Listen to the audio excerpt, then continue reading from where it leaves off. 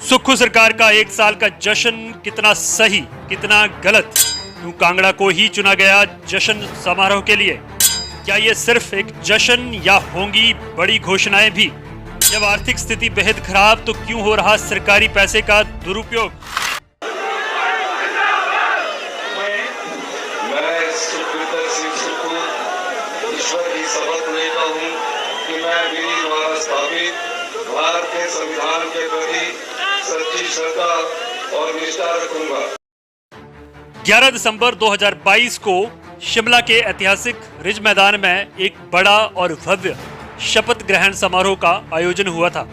पहली बार आधुनिक हिमाचल के निर्माता वीरभद्र सिंह के बिना कांग्रेस की सरकार बन रही थी और जिसमें राजघराने से इतर एक ड्राइवर के बेटे सुखविंदर सिंह सुक्खू को मुख्यमंत्री और रिवाज बदलकर मुकेश अग्निहोत्री को उप मुख्यमंत्री बनाया गया था।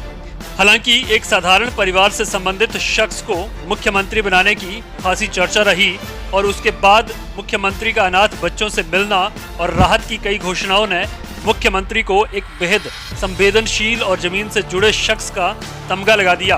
परंतु जैसे ही सुक्खू कैबिनेट के मंत्रियों के नाम सामने आए तो क्षेत्रवाद और अनदेखी के आरोप भी लगने शुरू हो गए, जो कि आज तक जारी हैं। नए मुख्यमंत्री ने सत्ता की कुर्सी तो हासिल कर ली, परंतु उस कुर्सी पर बैठने के बाद की स्थिति का शायद उनको अंदाजा भी नहीं था। जैसे ही रिकॉर्ड्स खंगाले गए तो पता चला कि प्रदेश की आर्थिक स्थिति बेहद खराब है और उसके ऊपर कांग्रेस द्वारा चुनाव से पहले 10 गारंटियां देकर पैर पर कुल्हाड़ी मार ली गई थी। मुख्यमंत्री इस बात को घर घर तक पहुंचाने की कोशिश कर रहे थे कि हिमाचल आर्थिक मंदी के दौर से गुजर रहा है ताकि गारंटियों को पूरा करने का समय मिल जाए, परंतु हर गारंटी पहली कैबिनेट में ही पूरी होगी। कांग्रेस द्वारा चुनाव से पहले दी गई इस गारंटी ने दबाव बनाना शुरू कर दिया और मुख्यमंत्री को ओपीएस बहाली का फैसला लेना पड़ा, जिसकी भरपाई के लिए सरकार ने छोटे छोटे टैक्स लगाना और रेट में बढ़ोतरी करना शुरू ही किया था। परंतु मुसीबत इतनी सी ही नहीं थी। बरसात का मौसम आया और हिमाचल को प्राकृतिक आपदा ने हिलाकर रख दिया। जान माल का भारी नुकसान झेलना पड़ा। सरकारी अनुमान के अनुसार 12,000 करोड़ से ऊपर का नुकसान हुआ। जहां मुख्यमंत्री सुक्खू के आपदा प्रबंधन की जगह जगह वाहवाही हुई, वहीं केंद्र सरकार की बेरुखी ने सुक्खू सरकार पर बोझ बढ़ा दिया।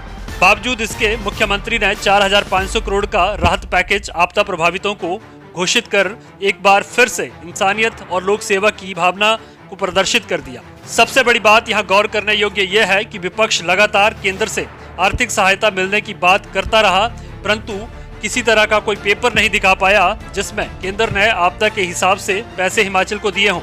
इन सब की परवाह किए बगैर अपनी सेविंग से मुख्यमंत्री ने 51 लाख आपदा के लिए दान कर दिए।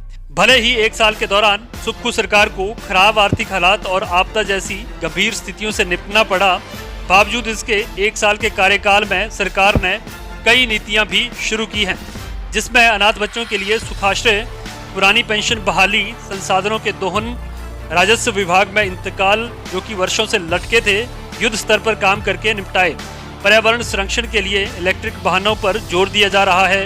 हालांकि सुक्खू सरकार पर कुछ महत्वपूर्ण गारंटियों को पूरा करने का दबाव है, जिसमें युवाओं को रोजगार और महिलाओं को 1500 रुपए काफी ज्यादा चर्चा में है।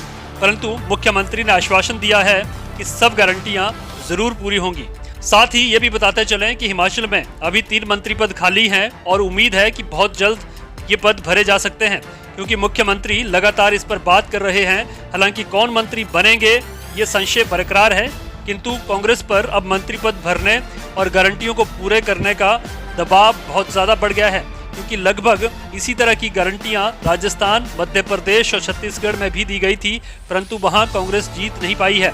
और ये ध्यान रखते हुए कि लोकसभा चुनाव नजदीक है, किसी भी तरह की ढील का खामियाजा चुनाव में हार के साथ भुगतना पड़ सकता है। अब बात करते हैं कि क्यों नहीं हिमाचल सरकार को जश्न मनाना चाहिए, तो उसका सीधा और साफ सा कारण है कि आप खुद आर्थिक बदहाली का रोना रोते हो और फिर ये दिखावा क्यों? अपने एक साल के कामों को अगर आपने प्रदर्शित करना है तो बहुत से माध्यम है, पूरा पीआर डिपार्टमेंट है, न्यूज चैनल्स हैं और सोशल मीडिया अकाउंट्स भी हैं। चाहे आर्थिक स्थिति जैसी भी हो, राजनीति का मतलब प्रचार। अगर दिखाएंगे नहीं तो मानेगा कौन? और आजकल तो जनता आसानी से विश्वास भी नहीं करती, तो बार बार और हर प्रकार से प्रचार करना सरकार की आदत हो चुकी है। अब ये बात आती है कि जश्न धर्मशाला में ही क्यों, तो इसका कारण भी कहीं ना कहीं कांगड़ा की अनदेखी के आरोपों से कुछ हद तक पार पाना है। ये बात अलग है कि जिस विधानसभा में जश्न हो रहा है वहाँ के विधायक भी अनदेखी से रुष्ट हैं। सुनने में ये भी आ रहा है कि ये सिर्फ एक जश्न नहीं है, बल्कि मुख्यमंत्री कुछ बड़ी घोषणाएं भी कर सकते हैं।